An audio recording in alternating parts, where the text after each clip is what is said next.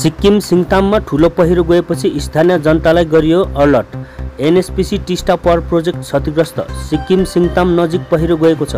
उक्त पहिरो त्यस ठाउँमा गयो जहाँ एनएचपीसी स्टेज 5 को विद्युत योजना थियो।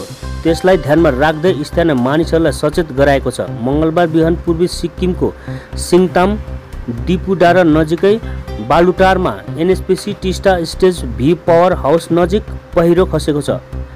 यसले एनएचपीसी टिस्टा स्टेज भी पावर प्रोजेक्टमा क्षति पुगेको छ, साथै नदीमा चाप बढेको छ। यो महत्त्वपूर्ण छ कि यस महिनाको 9 तारिखमा सिक्किमको सोरेङ क्षेत्रमा 4.4 तीव्रताको भूकम्प गएको थियो।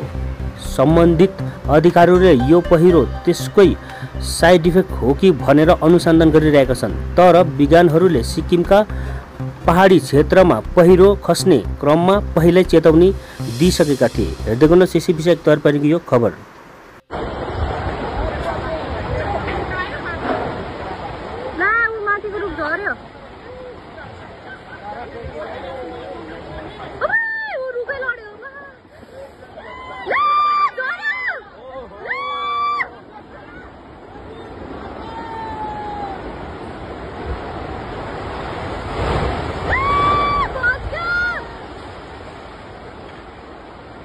তিস্তাতে প্রচুর পরিমাণে বাঁধ দিয়ে হাইড্রোইলেকট্রিক প্রজেক্ট তৈরি করা হয়েছে এবং সেই বাঁধে সারা বছর ধরে জল ধরে রাখা হচ্ছে।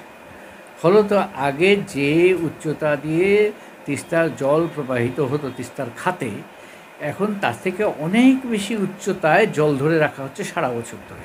এবং এই সারা বছর ধরে পাহাড়ের দুই ধারে ক্যাপিলারি অ্যাকশনে শিলাস্তর জল ঢুকে নরম হয়ে থাকছে, আলগা হয়ে থাকছে।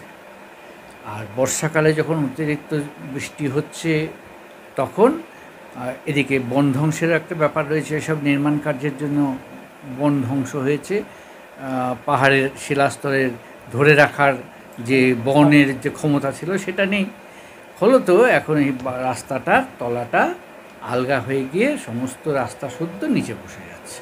ফলে রাস্তার অস্তিত্ব